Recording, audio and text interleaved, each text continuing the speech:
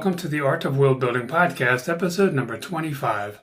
Today we discuss how to invent armed forces like the Army, Navy, and Air Force. This includes how to become a member of one, their ranks, and how they're viewed by society.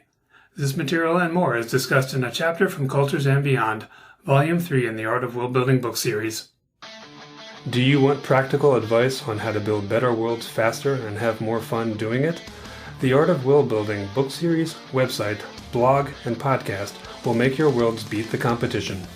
This is your host, Randy Ellefson, and I have 30 years of worldbuilding advice, tips, and tricks to share. Follow along now at artofworldbuilding.com. Before we get started, I want to mention that if you would like to purchase transcripts of these podcast episodes, you can now do so directly from the homepage at artofworldbuilding.com. The first thing we should worry about with armed forces is the location. The case can be made that the armed forces are going to exist whether we invent them or not, unless the location is one that does not allow for this. For example, if the civilization is not very advanced, it's not going to have a formalized military. If the landscape is also something like grasslands, then we may have a more nomadic peoples where they don't really have a formal military. The same could be true of somewhere that's very mountainous where the people don't travel very far, and in this case I'm thinking of the fantasy dwarves. These places may be exceptions rather than the rule, where the terrain is really impacting whether something forms or not. For the purpose of this episode, we're going to assume that you have a somewhat more varied terrain and enough civilization that armed forces are going to be needed. Some types of armed forces are going to work better over one kind of terrain than another. A good example is the cavalry, because they're not going to be used in the mountains nearly so much as somewhere flatter. This is once again a kind of specialty group that can be operating on its own and also at times be incorporated into a larger military as a specialized unit. For example, a long time ago in the United States, we had the infantry who were on foot and then the cavalry who were of course on horseback. These were treated as different units within the army. When we are creating the armed forces, we should decide if we are creating a specialty group or the larger organization like the army. It doesn't matter whether we focus on the smaller group or the overall group first, just as long as we go through what we've created more than once, paying attention to both the overall structure and then the usage of any specialty groups. In both fantasy and science fiction, we have another issue regarding terrain, and that is that we have multiple species. So we could have elves within our armed forces, and as a result, they might bring a specialty for operating within a forest that the overall army, for example, does not otherwise have. This means that an elf could be part of a specialized unit that is comprised mostly of elves, or the elves could just be part of the overall military. By the same token, we could have dwarves who specialize in underground fighting or anything in the mountains, but then there might also be dwarves who don't want to be part of that specialized unit and are just part of the Army or Navy or Air Force in general. This is an opportunity to put some racism and some bigotry in there, because we could have someone like the humans see an elf who is part of their unit and object to this, saying, hey, why are you not with the elven unit that is supposed to be specializing in forest fighting? You're here with us. This is a believable aspect of the relationships within the military. Of course, we can do the same thing with any species of our own that we have invented. One reason all of this matters about terrain is that this will determine, in large part, where this army or other group tends to be located.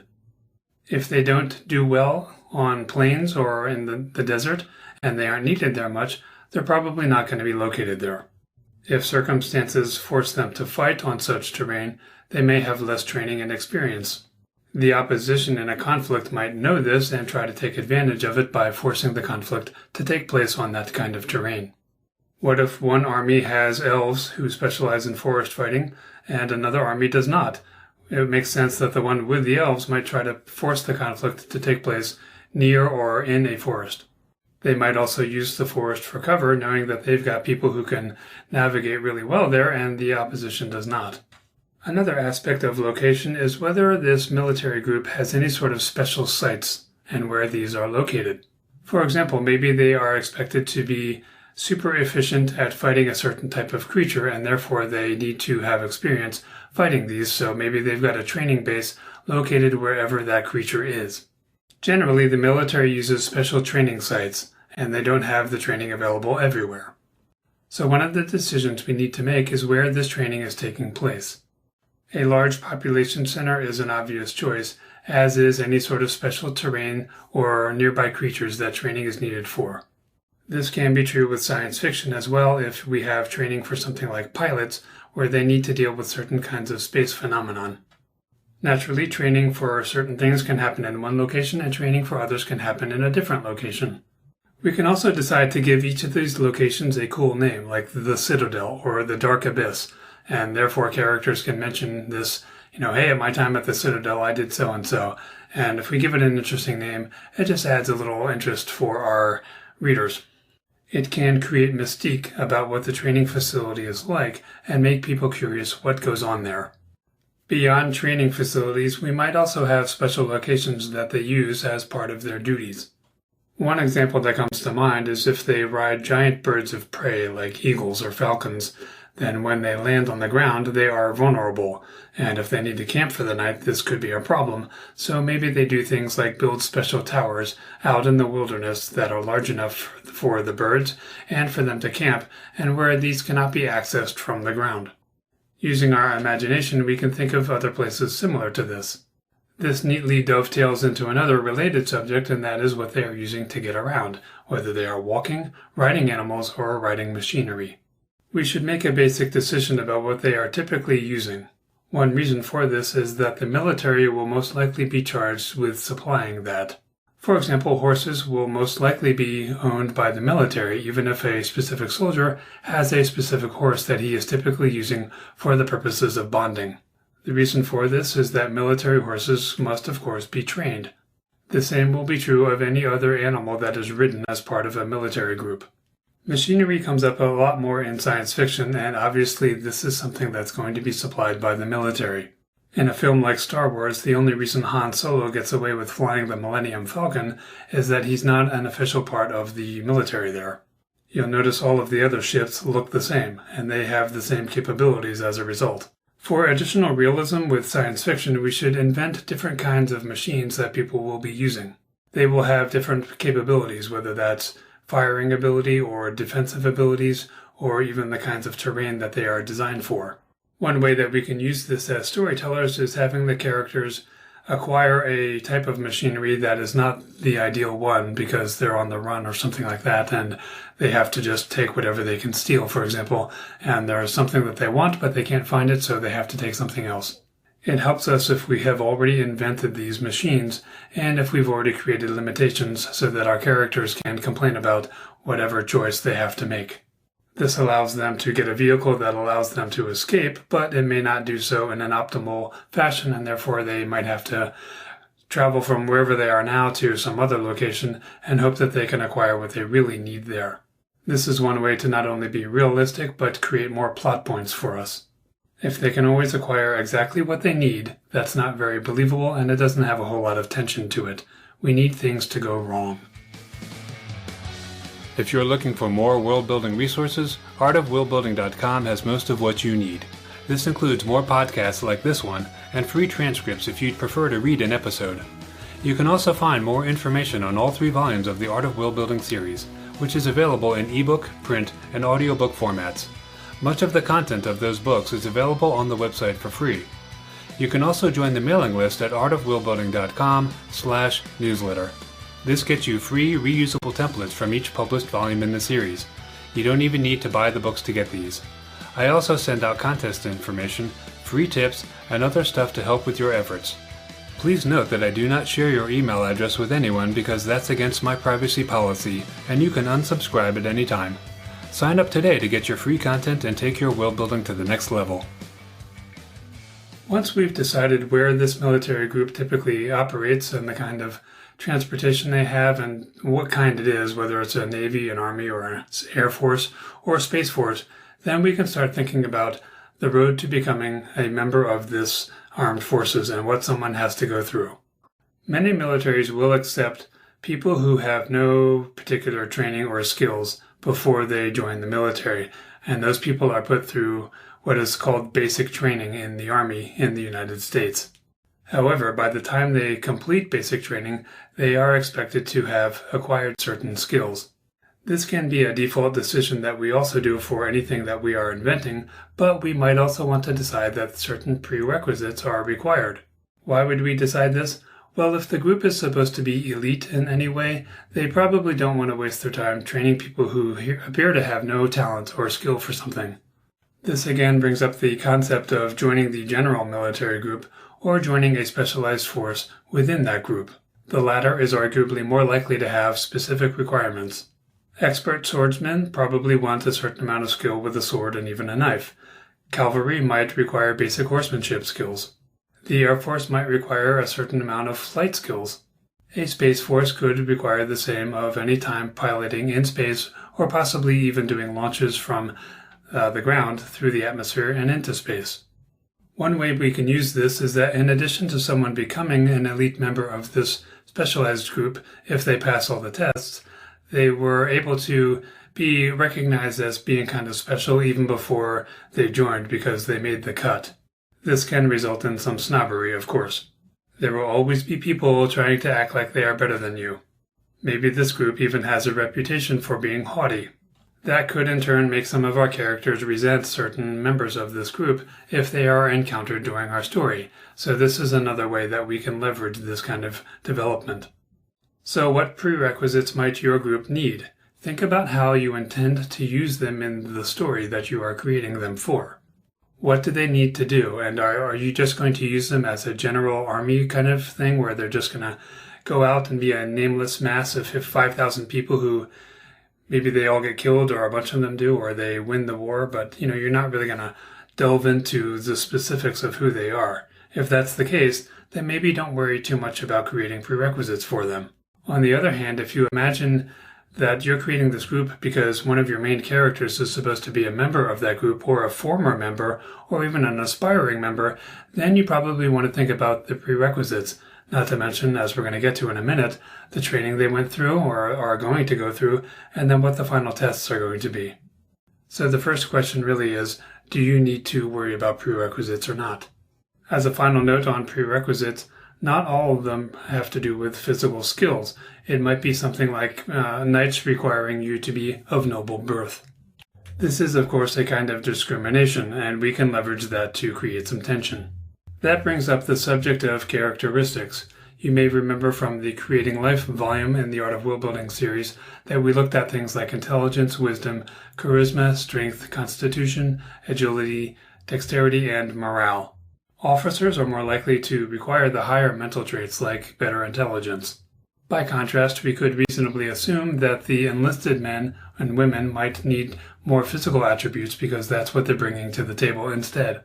A group like medieval knights is not really known for their agility, in no small part because they are wearing heavy armor, so obviously they're not going to have a huge requirement for agility.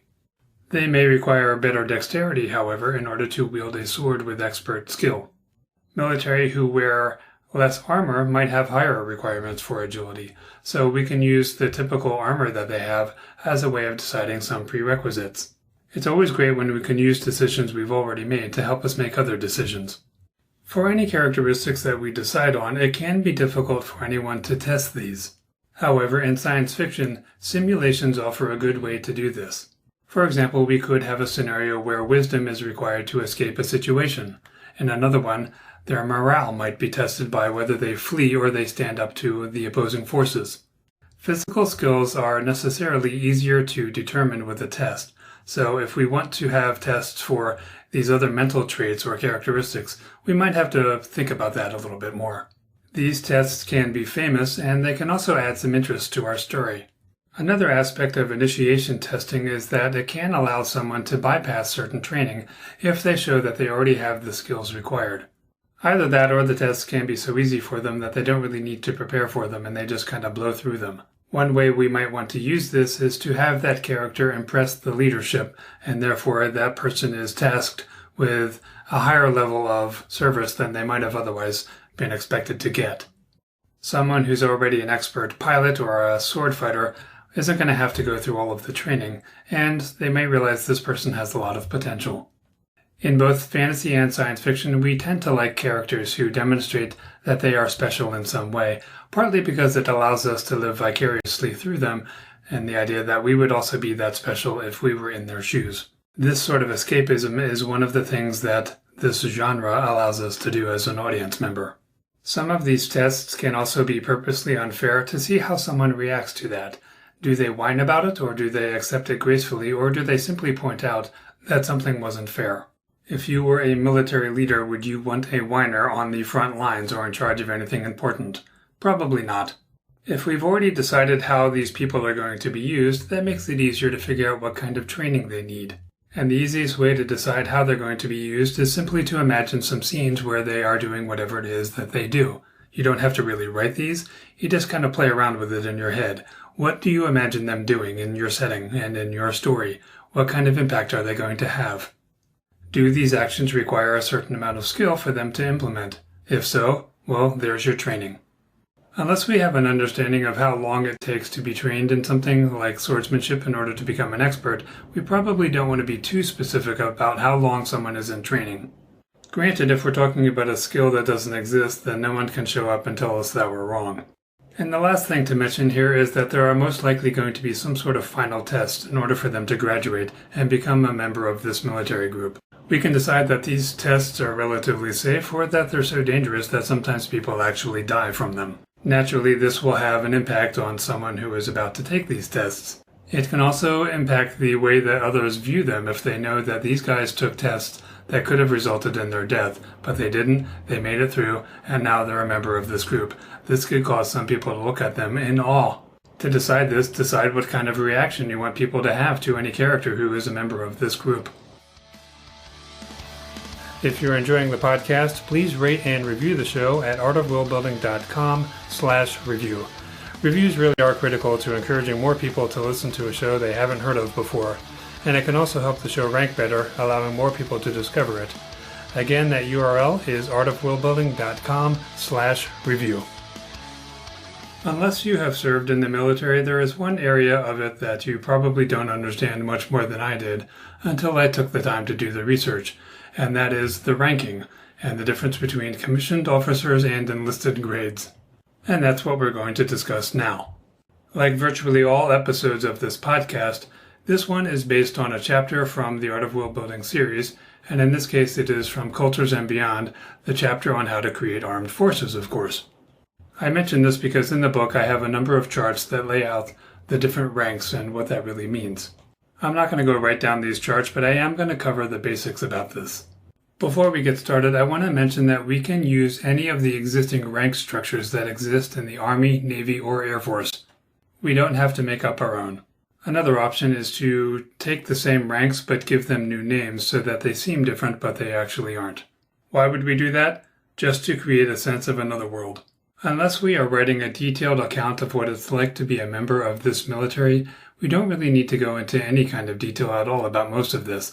It's more that we should understand some of this. As it turns out, if we compare the Army, Navy, and Air Force ranks to each other, they are pretty similar. They just have different names.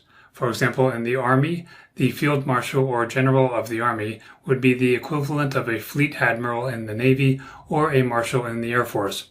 At the opposite extreme of the officers, we have the Officer Cadet, which is called that in both the Army and the Navy, but is called a Flight Cadet in the Air Force. Otherwise, this is still the entry-level rank for an officer. I want to contrast the commissioned officers with the enlisted grades and explain what this means. A commissioned officer is appointed by a formal document that is issued by the head of state. That is the person who is running the government. You may remember from a previous episode or from the Creating Places book that we discuss heads of state in detail. The generic word officer actually means commissioned officer most of the time. However, it can refer to a non-commissioned officer. What's an NCO, as it's often called? That is someone who has not yet earned the commission, and they have been promoted from the enlisted grades. One thing that this can mean is that the officers went through special training to become officers, but the non-commissioned officers did not, because they have risen through the enlisted ranks who did not go through that special training. So let's talk about what it means to be part of the enlisted grades. In short, this is basically everyone who is not an officer. In the Army, this would include your privates, your corporals, your sergeants, and your sergeant majors. The commissioned officers are trained in things like management and leadership, and they often have a college degree, especially at the higher levels. In a world without colleges, we may be able to skip that and just say that they have a certain amount of experience. The enlisted grades are the bulk of any military. These are the fighting men and women, and anyone who is supporting them, such as pilots, engineers, technicians, and more. The non-commissioned officers that we talked about a minute ago are considered crucial in the military because these are people who sort of have their boots on the ground and have a lot of experience, having gone from private up to whatever rank that they have. And these are the primary points of contact between the enlisted grades and the officers who outrank them. In other words, an officer may not really understand what it is like to be one of these guys who's got his boots on the ground all the time, and what it's like for the basic military men and women. So therefore, these NCOs do have this because they rose through the ranks. The NCOs, or non-commissioned officers, have practical experience being soldiers as opposed to the commissioned officers, who may have none. In the book, I also go into detail on the difference between a commanding officer and an executive officer. In short, the executive officer is responsible for running the military organization and reports to the commanding officer. You may have heard them referred to as CO and XO, the XO being the executive officer and the CO being the commanding officer. This sometimes comes up in military shows or movies where someone asks, "Who's your XO?" or "Who's your CO?" Now, when it comes to a rank and the role that that person plays in the military, this can change from military organization to military organization and from country to country. So the good news here is that we don't necessarily have to get this right. We just have to have a general understanding of the kinds of things that goes on, and then we can invent whatever we need for the world that we are inventing. And of course, no one from our fictional world is going to show up and tell everyone that we got it wrong. What I'm getting at is that we sometimes have a tendency to want to get something right, and as with many things, that's not really something we need to worry about. Plausibility in world building is the bar to get over. Now, before I talk about the military ranks and their roles, I do want to briefly mention that in the book, I have another very useful chart of all of the military units, how many people comprise those units, and who the typical commander is. For example, we've all heard of a platoon. Well, what is that? It's got about 15 to 45 guys in it, and it's commanded by a lieutenant. A brigade has somewhere between 1,000 and 5,000 men, and that has a commander of a colonel or maybe a brigadier general. In the Air Force, a flight, as it's called, may have 3 to 6 aircraft and support crew, plus a squadron leader. Rather than go through a whole chart for the rank and the role, I'm just going to point out some of the more interesting tidbits from these. For example, in each branch, there is a 5-star rank that sometimes only exists in an honorary way or during a time of war. So under peace times, it doesn't exist. And a 4-star general, for example, is the highest rank. That would also be true of an admiral in a navy. One of the more interesting army roles is that of the captain. This person commands a company and is sometimes the second in command of a battalion, and this can be the entry-level rank for those who have an advanced degree, such as a doctor or a lawyer or maybe someone like a wizard. And this is usually the highest rank that is still in the field as a fighter. That means all the majors, lieutenant colonels, and different kinds of generals above them are not going to be in the field. Below the captain is the lieutenant, which is sometimes called a first lieutenant, and a second lieutenant, which is an entry-level rank for the officers. College graduates can sometimes skip that rank, and even others are often in it for less than a year. In the Navy, you may have heard of admiral, vice admiral, and rear admiral, but not really understood what these mean. Generally, a fleet is divided into thirds, with the admiral being in control of the middle third, where the rear admiral is what you might expect, the admiral of the lowest rank, a 2-star rank, who is the least experienced and has control of the rear of the fleet. And that is opposed to the vice admiral, who is a 3-star rank and who is commanding the vanguard or the front of the fleet. The admiral in the middle is the 4-star rank, who has the highest rank, and he is the one who is in command of the overall fleet. Now, the commodore is the 1-star rank, and this is someone who commands more than one ship at a time. This is typically a temporary rank. Normally, this person would be a captain, and that's someone who is commanding the largest ships.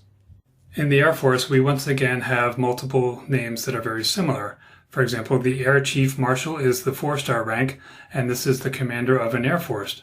The Air Marshal would be the 3-star rank, and this person is again commanding the vanguard of a fleet of planes.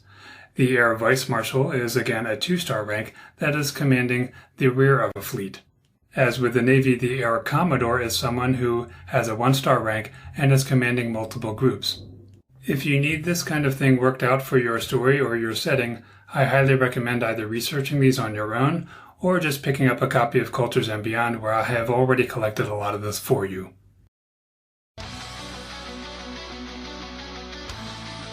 If you'd like to learn world building skills through instruction, I've launched World Building University. There you can find one free course you can take just by signing up, which has no obligation. Other courses are in development and some are available now. You can preview parts of every course, all of which include video lessons, quizzes, assignments, and sometimes downloadable templates that are even better than those found in the books. To get your first free course, just go to worldbuilding.university.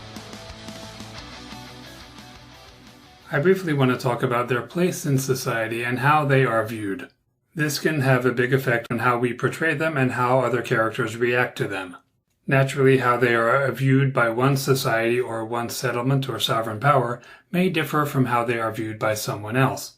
As with many things, we want to generalize in our notes about them and then make up exceptions as we go along. We can actually generalize those exceptions as well. For example, they could be highly valued in places where physical danger is a constant presence, but in places where safety is taken for granted, they also could be taken for granted. Maybe there's not even a whole lot for them to do, but they must be kept around just in case something happens, and therefore they are idle and not considered terribly worthwhile. Maybe some people even want the military to get smaller and some of these people to essentially lose their jobs and livelihood and have to find another way to make a living, the goal being to reduce the amount of budget that is spent on maintaining this military force in that size. Another issue that can come up is that sometimes the military, or members of it, commit war crimes, and they might actually be known for this. As a result, people could fear the soldiers quite a bit. This fear could cause some people to avoid them, of course, and they might also cause restrictions, such as these people only being allowed to dine in the back room so that people don't feel uncomfortable around them. They may not be welcome in certain kinds of establishments. On the other hand, if they are honorable, they might be seated in a prominent place and even have people say, hey, a knight so-and-so frequently dines here, as a way of bringing in more customers. Unless we have a need for one depiction or another, it's probably best to go with a somewhat more moderate tone where they're neither loved or despised. They're just kind of there as a basic force that is needed. But of course, you need to make your decision based on your story. If you'd like to subscribe to this free downloadable podcast, here's how to do it. For iPhone, iPad, and iPod listeners, grab your device and go to the iTunes Store. Then search for The Art of World Building. From there, download the free podcast app by Apple, and then subscribe to the show from within that app. For Android listeners, you can download the Stitcher Radio app, which is also free, and search for The Art of World Building. This only needs to be done once, because new episodes will become available in the app each time one is released, and you will never miss an episode. While we didn't cover every aspect of how to create a military organization, I do want to mention how we should get started. I think our first choice is to decide if we are creating a smaller specialized group like the U.S. Marines or a larger force like the entire Army. This will help determine where they typically operate and every subsequent decision we make. We should try to determine what sort of role we imagine them playing, whether that's a large-scale conflict and world wars or just something smaller. That could just mean that one of our characters is a member of this group and that the group itself is not going to go to war in the context of our story. At a minimum, we should also invent their symbols, their colors, and any slogans. We can skip over something like history, but it is a good idea to have at least one or two historical figures that used to be members of this military group so that our characters have someone to aspire to or to fear being compared to. Another area that we can skip creating is worrying too much about the details of how someone becomes a member of this military or creating ranks that differ in any meaningful way from the standard ones that are common on Earth. All of the show's music is actually courtesy of yours truly, as I'm also a musician. The theme song is the title track for my Some Things Are Better Left Unsaid album. But now we're closing out with Rapid Fire from Now Weaponized. You can hear more at randyellison.com. Check out artofworldbuilding.com for free templates to help with your world building, and please rate and review the show in iTunes. Thanks for listening.